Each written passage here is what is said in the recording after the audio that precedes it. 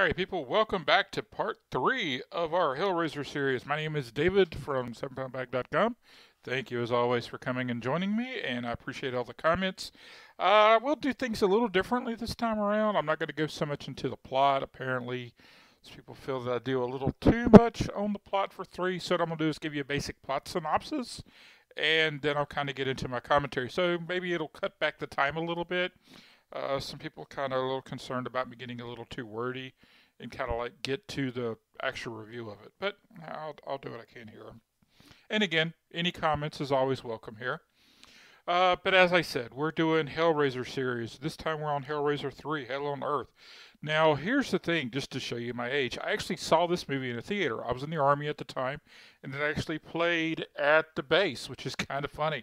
I was at Fort Irwin, California, as part of Op Force. Those of you in the Army probably familiar with that. And we got a night to go into Barstow, or not Barstow, but Fort Irwin itself, outside Barstow. And one option that we had was to go to a movie, and Hellraiser 3 was playing. So, of course, that's what I decided to go do rather than go run around or catch up on sleep. I went to go see Pinhead. So, yeah. So out of the 12.5 million this movie made, part of that was my, I guess, $8 or so, whatever it was back then. But again, here we go. So we start the movie off, and again, we kind of get a bit of the Doug Bradley type thing. Not so much. This time we start off with this other guy. Because remember, after parts 1 and 2, basically you can cut those two off. There's no Julia, there's no Garrick. But there's this little rich guy. He goes out and he buys the pillar that we see in the first 2 movies, and it's got all kinds of different stuff in it. This time Pinhead's head is in there, the box is in there, everything's just kind of stuck in there, and of course the baby that sewed his mouth shut, that is always in there. Seems to be one of the few constants in the Pillar of Souls. And he wants to buy it, and the guy, basically the little creepy guy, says, whatever you think it's worth. And the guy hands him, a wad of cash, and the guy says exactly what I was thinking. So again, it's the whole, you're not really told you got to buy it, you just assume that it's money. I think it's a theme that we really don't dig that much into, because it's like whatever you offer, you can have it. And apparently these people just think that money's the way to buy it. I guess it's possibly a take on money as the root of all evil, but who knows. So he takes it, and then we flip over to, and holy crap, it's Jadzia Dax. We have our second D Space Nine person in here. So yeah, I know her name's Terry. Don't care. So Jadzia is a redhead in this movie, which is always fascinating because, again, she is a sorry, Deep Space Nine. Gotta watch it if you don't know what I'm talking about with Jadzia. But she is reporting absolute nothing going on at the hospital, and she's worried about being a TV reporter because basically she can't find anything newsworthy to report. And all of a sudden, this guy is wheeled in with chains and everything hanging off of him. She's cut on the leg as they drag the guy with the chains through. And she's trying to find out what the heck happened. And she finds out through the other girl that kind of comes in with him that this happened at a club called the Boiler Room. And she goes in to try to investigate to find out what's going on. The owner of the club is kind of this, typical rich asshole from the 90s type stereotype. And she is all into trying to find out what's going on. She befriends the girl that came in, even putting her up at her house. The girl is a complete idiot. And we come to find out that the pillar is basically going to be used by Pinhead to come into the real world. And he is basically promising whomever is nearby, whatever the heck they want, so that they can provide him with flesh, souls, blood, skin, whatever. And basically he just wants to get people near him so he can absorb them into the box, which is a fun aspect. On the other hand, you've got Pinhead, you've got Doug Bradley, who is trying to get the box to the pillar so that he can reabsorb Pinhead into himself. Because apparently Doug Bradley and Pinhead have split because of the events of the first 2 movies. And he is worried that Pinhead is going to run rampant on Earth, whereas he wants to absorb Pinhead back into himself and take him back to hell. Again, you've got to watch it a few times and read a little bit into it, but that's basically your two forces going on. So eventually, of course, Pinhead is able to manifest himself on Earth, and instead of having the Cenobites that Leviathan killed last movie, he creates new Cenobites. One, with CD sticking out of his head, one with a little drill, one with a camera in place of an eye, with a zoom lens, which is used to good effect. And that's pretty much it. You've got Jadzia Dax versus Pinhead as she's trying to drag Pinhead to Doug Bradley to see what's going on. And Jadzia also has a few issues of her own going on, which is, again, fun. But that's basically our plot synopsis. Again, how does it resolve? Watch the movie and find out. But is it worth it? I didn't like this movie when I saw it in theaters. It irritated the crap out of me. I guess because I missed the original Cenobites. And this movie is such a tonal shift from the first two, it's not even funny. If you watch the first two and you went into the third thinking, I've got two really good horror movies, I want to see what they can do next. We have completely shifted tonally. There's a good bit of backstory, but not so much as two, and it doesn't pay off like it does in one. You don't get the original Cenobites. The new ones, they're almost kind of like if you read comic books in the 80s like I did.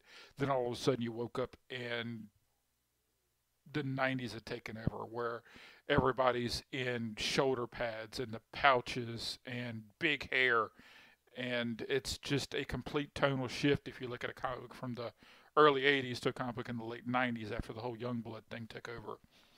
With Spawn and all that. Everybody's got gigantic capes and gigantic hair and gigantic shoulder pads, bosoms, and all that good stuff.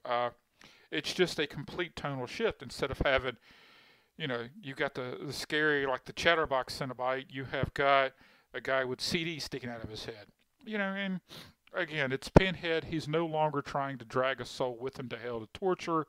He's out just mass murdering people. The whole scene at the club, whenever Pinhead does come out, is really well done, to be quite honest with you. Because, again, last movie I had a problem where the chains just weren't scary. They didn't really do much. They just weren't much of an offensive weapon. In this movie, they correct that. They show how this is an offensive weapon. This is something that could be scary. This is something that, a horror character could actually use to be evil, which was a good scene. And like I said, I do like the way they did it. It actually made it better as a threat to me. Now, Jadzia Dax is a much better actress than Kirsty, who does have a slight cameo in this movie. Apparently, she's, after two, when we just saw her walk away, apparently she's back in the nut house, but whatever. I definitely don't miss her when it comes to Jadzia. And again, it's a little rushed, so to speak, trying to get from point A to point B.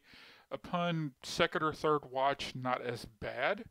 You kind of, as I said, you were able to read a good bit into some of it, but I really enjoyed it. I thought it was a really well done movie. Again, I would have liked the original Cenobites to return. It's probably my biggest complaint. The ending you could kind of see coming, and it's, like I said, it's a solid base hit type of movie. For a third movie and a sequel, I'll take it. Point blank, end of story. I'm going to go a solid 6 here. There is, even though if you'll remember, my scale is not quite the same as like scale it on 1 to 10. It's like how valuable is this movie to actually watch. So the drop from 10 to 7, from 1 to 2, and then from 7 to 6. This is a far cry from an excellent movie. But I would recommend picking this one up just because it's a solid base hit type of movie. If you like the gore scene, again, I think you're going to get a monster payoff as far as the club scene. I do like the way that Pinhead's set up, and I actually think that, as I said, I saw this in theater. I wish I had enjoyed it better seeing it back then. But again, I'm going 6 here. By all means, watch it. I'm going to go ahead and kill the review here. I'll come back with spoilers. And please make sure you hit the website. Please make sure you visit us at 7poundbag.com. Hopefully in the next couple of weeks I'll start with the NFL season previews and come back next week for part 4. I don't know what my written review is going to be on Tuesday, but I'll do my best to have one of those up for you. And thank you very much. And here's your spoiler break, or warning, or tag, or whatever. All right, let's see. Again, I can kind of see the tonal shift. And I do kind of like the way that they try to make Doug Bradley out to be a good guy. My big problem there is the puzzle box has always kind of been, if you're a good guy, it'll twist you. If you're an evil guy, it'll make you a pinhead. So I don't really see where an explorer from World War One is all of a sudden this magnanimous guy, whereas Pinhead is totally evil. It's a shift of your personality. It's kind of like, for example, if you take Joseph Goebbels and you tortured him for 50 years, I don't think he's exactly going to be a great guy whenever he's having separated or he loses those memories. That doesn't make any sense to me. I don't know why Doug Bradley is trying to be this helpful dude to Jadzia. It just doesn't make any sense. Another thing that doesn't make a whole lot of sense is how Pinhead is so good at modern technology, doing the whole fake news story for the boiler room and all that. That just doesn't make any sense. I would have think there is a better way of having it done. And to be quite honest with you, whoever unplugs their TV and leaves it unplugged? Did you really need to show that? I mean, to me, I know you're trying to do it as a get giveaway that it's a trap, but did you really need to do that? Didn't really add anything to the story. She was going to go there anyway. She was going to contact Doc, I think his name was. She's going to contact him to meet her there anyway. It was kind of like trying to put a twist there when there wasn't a twist needed. And if anything, it took away from Pinhead because now he's trying to resolve the trickery instead of playing to his base, so to speak. The pillar thing's kind of interesting. Why they put Pinhead on the pillar just doesn't make a whole lot of sense. Again, the whole Leviathan thing, none of that's talked about, none of that's answered. It's just we're separated now. So why is Doug Bradley all that interested into it? The whole daddy issue with Vietnam, I kind of see why they brought that back. I'm guessing just because we are 20 years after Vietnam whenever this thing's done. But again, it doesn't really play a whole lot into the movie. I understand why she's upset. I understand why she misses her daddy. I understand maybe she's got daddy issues. Maybe that's why she likes Doc so much.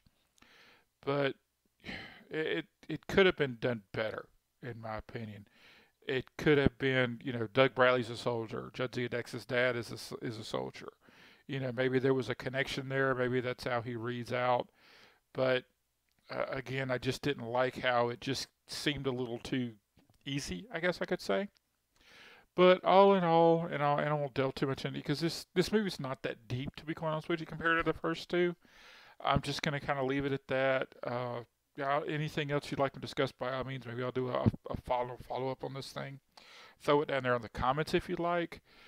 It just seems like this is a pretty simple movie, to be honest with you. I'm not a big fan of the rotating cast of Cenobites. Like I said, that's kind of my bigger takeaway from it. We got new ones that, had this been a big toy seller, maybe I could see wanting to throw out more and more Cenobites. I just didn't like the modernity of it. When you go into the whole heaven and hell aspect, you don't really want somebody walking around with a boom box. I kind of like the old, chains, leather, blades, flesh. Pinhead constantly talks about flesh. We have, I have centuries to feel your flesh.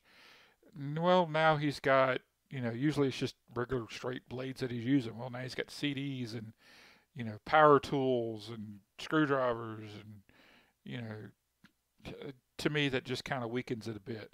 And one Cenobite with a flamethrower. To tell you the truth, I was kind of getting flashbacks of Puppet Master. But again, I just wasn't much into it. And it just kind of, like I said, that's my big negative of the movie. But again, we'll find out how bad it is next week as we go to Hellraiser Bloodlines. And again, thank you for watching. Hit me on the website. Follow me on all the things. And see y'all next week.